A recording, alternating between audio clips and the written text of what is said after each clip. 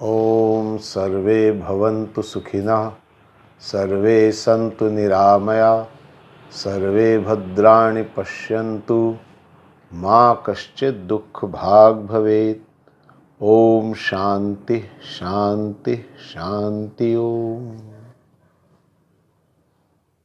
आइए हनुमान जी के जीवन चरित्र के माध्यम से साधना के अलग अलग सोपानों की हम चर्चा करें।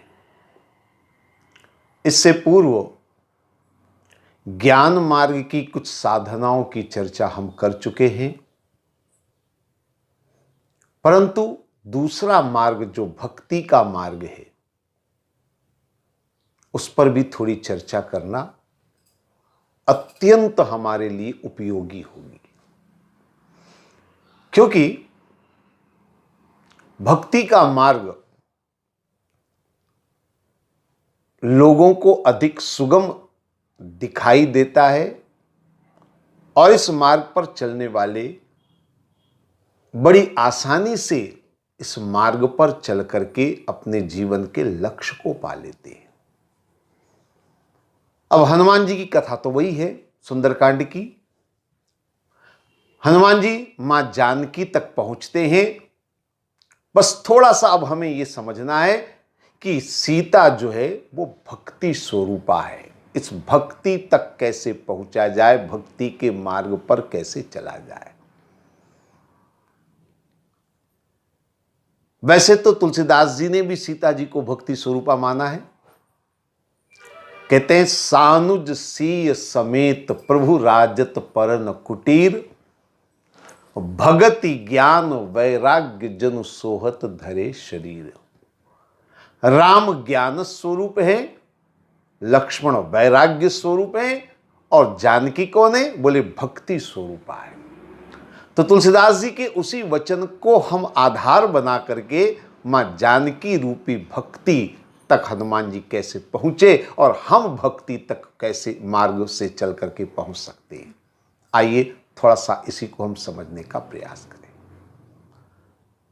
हनुमान जी की इस यात्रा को थोड़ा हम और प्रारंभ से देखने का प्रयास करें। सुग्रीव जी ने वानर दल भेजे अलग अलग दिशाओं में, और जो सबसे प्रमुख दल था उसे भेजा दक्षिण दिशा की ओर, क्योंकि रावण दक्षिण दिशा में सीता जी को ले गया ऐसा वानरों ने देखा था। तो उस दल के अंदर सारे प्रमुख वानर थे, जामवंत जी, अंगद जी, नल नील आदि सारे वानर उस दल में थे। हनुमान जी भी उस दल में थे।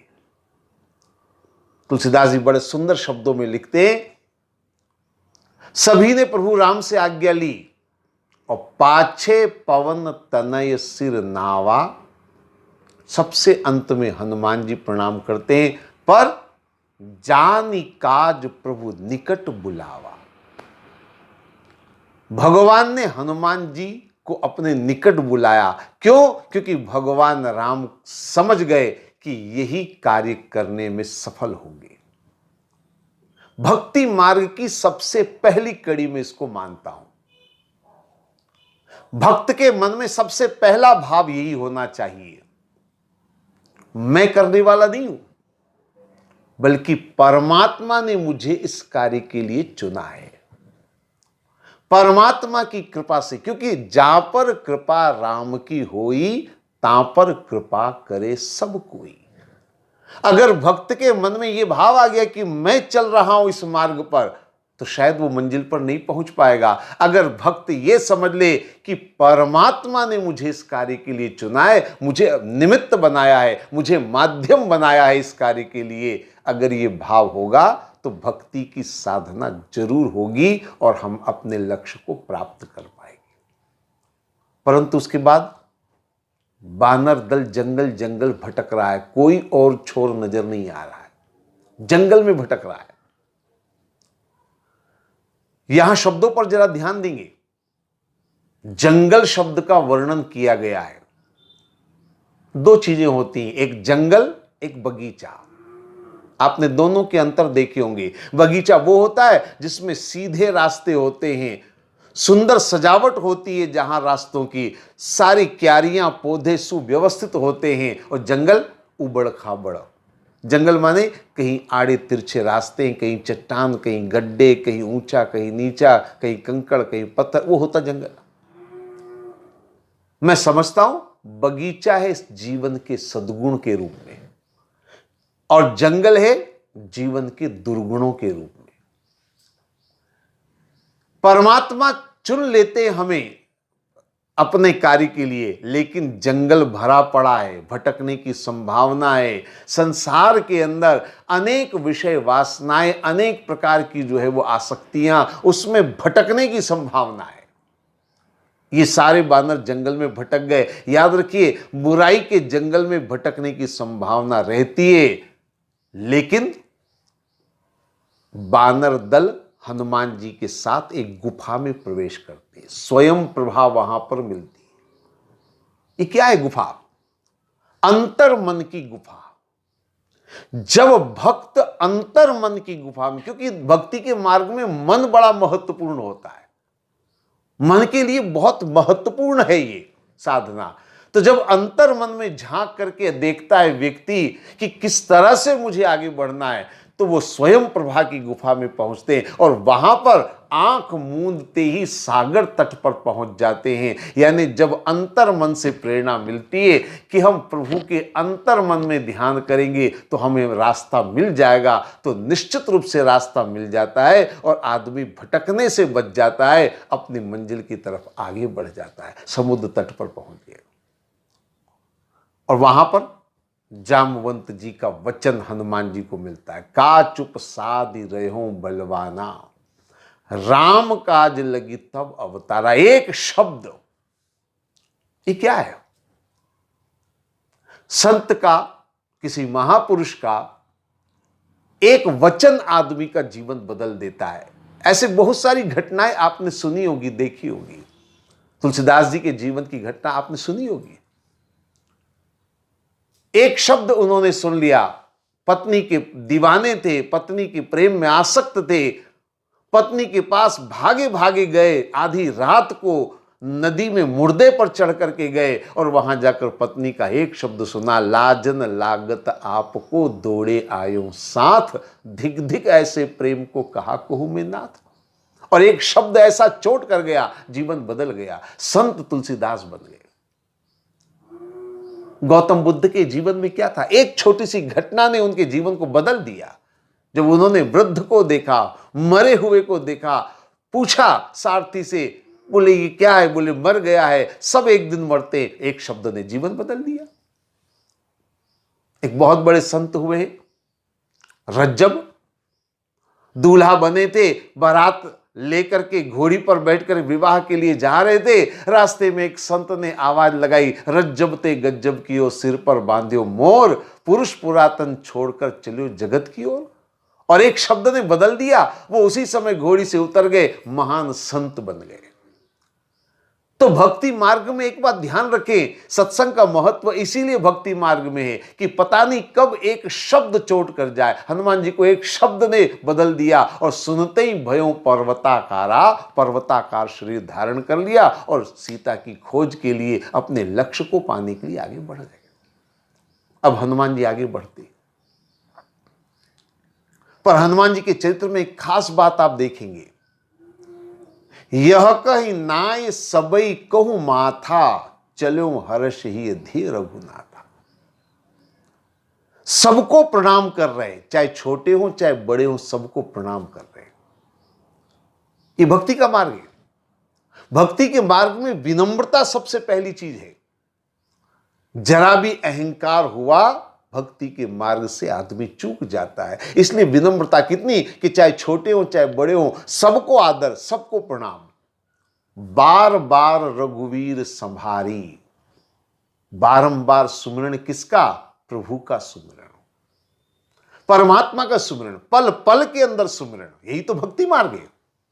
भक्ति मार्ग में जितना सुमिरन होगा, जितना प्रभु को हम याद करेंगे, उतनी ही हमारी जो बीच की बाधाएं हैं वो आसानी से कट जाएंगी, हमारा मार्ग प्रशस्त होगा, और हमारी मंजिल निश्चित रूप से हमें मिलेगी। बार बार सुमिरन करना है भगवान। लेकिन एक बात खास ध्यान से देखेंगे, इस कथा में वर्णन किया गया, समुद्र लांघने से पहले हनुमान जी क्या करते हैं? सिंधु तीर एक भूधर सुंदर कौतुक कूदी चढ़ता ऊपर, एक पर्वत के ऊपर चढ़ जाते। क्यों चढ़ते? एक संकेत है ये। भक्ति मार्ग में एक लक्ष्य बनाना आवश्यक है, एक आराध्य तय करना आवश्यक है। चाहे राम को चुने, चाहे कृष्ण को चुने, चाहे दुर्गा को चुने, चाहे शंकर को चुने, चाहे किसी और को चुने, लेकिन एक चुनना आवश्यक है, एक लक्ष्य बनाना आवश्यक है। तभी भक्ति के मार्ग में आगे बढ़ पाएंगे। जब तक हमारा एक लक्ष्य नहीं होगा, एक ध्येय नहीं होगा, एक आराध्य नहीं होंगे, तब तक हम भक्ति मार्ग में आगे सफल नहीं हो सकते। इसलिए हनुमान जी एक चट्टान के ऊपर चढ़े। एक चट्टान पर चढ़ने का मतलब क्या है? एक लक्ष्य तय कर लिया और उस लक्ष्य को लेकर के हनुमान जी आगे बढ़े। अब रास्ते में आता मैनाक पर्वत। मैनाक पर्वत यानी वही पिता का मित्र, परिवार। भक्ति मार्ग में भी परिवार बाधक बनता है। जहां आप भगवान का नाम लेने लगे, जहां आप माला जपने लगे, जहां आप पूजा पाठ करने लगे, परिवार की चिंता बढ़ने लगती है। क्या कर रहा है? ये कहीं बाबा जी बन जाएगा, ये कहीं साधु बन जाएगा। और एक बड़ी अद्भुत बात है, आपने देखा होगा, पड़ोसी का बेटा अगर सन्यासी बन जाए तो हम बड़े गुणगान गाते हैं, बड़ी प्रशंसा करते हैं। उसको, पड़ोसी को जाकर कहेंगे तुम किस्मत वाले हो, तुम बड़े भाग्यशाली हो, तुम्हारा बेटा महान। और खुद का बेटा अगर सन्यासी बनने जाए तो छाती पीटेंगे, आंसू बहाएंगे, समझाएंगे उसको, हजार तरीके से रोकेंगे। ये प्रवृत्ति है समाज की, ये परिवार की प्रवृत्ति है। लेकिन हनुमान जी का चरित्र बार बार एक चीज की ओर इशारा करता है कि परिवार को प्रेम और विनम्रता से संतुष्ट करने की आवश्यकता है। जैसे हनुमान जी ने कहा, राम काज कीने बिना मोहि कहां विश्राम। उनको प्रेम से, विनम्रता से और हाथ जोड़ करके, संतुष्ट करके, परिवार को संतुष्ट करके आगे बढ़ना आवश्यक है। हनुमान जी आगे बढ़े और आगे मिलती है सुरसा, देवताओं के द्वारा भेजी गई सुरसा। कभी कभी मन में बड़ा विचार आता है, दैविक प्रवृत्तियां भी बाधक हो सकती है क्या? निश्चित रूप से होती है। भक्ति के मार्ग में आपने देखा होगा, दैविक प्रवृत्ति भी बाधा हो सकती है। कैसे? मैं आपको एक उदाहरण दूं। मंदिर का श्रृंगार, मंदिर का सजावट, मंदिर की सुंदरता। अब ये मंदिर है तो दैविक, लेकिन आप मंदिर में जाकर अगर सजावट में, श्रृंगार में, उसी में जाकर अटक गए और परमात्मा की तरफ से ध्यान आपका हट करके श्रृंगार और उस पर अटक गया, तो आप भक्ति मार्ग से भटक सकते हैं। दैविक बाधा भी होती है। आपने सुना होगा, दैहिक, दैविक, भौतिक, तीन तरह की बाधाएं मानी है। दैविक बाधा भी मानी है। तो दैविक बाधा क्या है? आप मंदिर तो जा रहे हैं, लेकिन मंदिर जाकर के अगर आप भगवान को छोड़ करके, ओह कैसी सुंदर प्रतिमा है, ओह श्रृंगार कितना सुंदर है, ये आप इसमें अगर उलझ गए तो आप निश्चित रूप से भटक सकते हैं। इसलिए लक्ष्य पर ध्यान देना है और अपनी बुद्धिमत्ता का परिचय यहां देना है। बुद्धिमत्ता का परिचय यह है कि हमें कहीं अटकना नहीं है। सुरसा के मुख में प्रवेश करके बाहर निकलने का मतलब है कि हम उससे निकल करके बाहर आ जाए, तभी हम आगे मंजिल तक पहुंच सकते हैं। ये हमें ध्यान देना है। अब आगे बढ़े तो वही छाया पकड़ने वाली सिंहिका नामक राक्षसनी मिलती है। हनुमान जी ने तुरंत उसका संहार किया, आगे बढ़े। लंकनी मिलती है और हनुमान जी ने लंकनी का वध नहीं किया, बल्कि एक मुठिका का प्रहार करके उसको अंदर परिवर्तन ला दिया। ये क्या है? मैं समझता हूं भक्ति मार्ग में यह है राग और द्वेष। सिंहिका द्वेष है, लंकनी राग है। द्वेष को तुरंत समाप्त करिए, अपने जीवन से अलग करिए। द्वेष का कहीं स्थान नहीं होना चाहिए जीवन में। लेकिन राग को हम बदल सकते हैं अनुराग में। हनुमान जी ने वही किया। लंकनी को बदल दिया। जो लंकनी पहले कहती है जानी नी मरम सठ मोरा, मोर आहार जहां लगी चोरा, वही लंकनी बाद में कहती है तात मोर अति पुण्य बहुता, देखो नयन राम कर दूता। हनुमान जी ने क्या किया? उसको बदल दिया, राग को अनुराग में बदल दिया। ये होना चाहिए भक्ति मार्ग में कि हम राग को अनुराग में बदल दें। चाहे उसके लिए मुठिका का प्रहार हनुमान जी को करना पड़ा, चाहे उसके लिए बल का प्रयोग करना पड़ा, लेकिन उन्होंने उसको बदल दिया। ये राग द्वेष पर विजय प्राप्त करना जरूरी है। और जब राग द्वेष पर विजय प्राप्त कर लेते तो ब्राह्मणत्व उत्पन्न होता है। विभीषण जी के सामने हनुमान जी गए ब्राह्मण रूप में, विप्र रूप धरी। हनुमान जी विप्र रूप लेकर के गए। ब्राह्मणत्व को धारण करने का मतलब है ब्रह्म जानासि ब्राह्मणा, आदमी ब्रह्म तत्व को पाने में सक्षम होने जैसी स्थिति पा जाता है। लेकिन अभी मंजिल पूरी नहीं है। इसके बाद हनुमान जी विभीषण जी के बताए मार्ग पर चल करके गए अशोक वाटिका में, और वहां जब पेड़ के ऊपर हनुमान जी बैठे हुए थे, वहां पर रावण मंदोदरी को लेकर आया। ये रावण का मंदोदरी के साथ आना बड़ा आश्चर्य लगता है। ये क्यों मंदोदरी को लेकर क्यों आया? रावण का लक्ष्य तो था सीता को अपनी पत्नी बनाने का, तो दूसरी पत्नी को साथ लाने की आवश्यकता क्या थी? लेकिन यहां पर संतों ने संकेत दिया है, कंचन और कामनी। रावण सोने की लंका का मालिक है कंचन, और मंदोदरी कामनी माने स्त्री। कंचन और कामनी दोनों सामने हैं हनुमान जी के। अब जब तक इस कंचन और कामनी पर विजय प्राप्त नहीं करेंगे, भक्ति रूपी सीता नहीं मिलने वाली। हनुमान जी बिल्कुल मौन शांत ध्यान अवस्था में रह करके इनसे उलझते नहीं है, इनकी तरफ अपना ध्यान नहीं आकर्षित करते हैं। और वही सबसे बड़ी बात है, इनके ऊपर ध्यान आपका जाएगा तो भटकाव होगा। इससे आप अपने आप को बचा करके सीता रूपी भक्ति को प्राप्त कर सकते हैं, अपने जीवन के लक्ष्य को प्राप्त कर सकते हैं। हनुमान जी ने वही किया। जब रावण और मंदोदरी चले गए तो मां जानकी के समक्ष पहुंच जाते हैं। यह सीता रूपी भक्ति के रूप में साधना है। भक्ति के मार्ग पर चल करके हम किस तरह साधना कर सकते हैं, इसको हम जीवन में धारण करने का प्रयास करें तो जीवन हमारा सफल होगा। ओम शांति शांति शांति।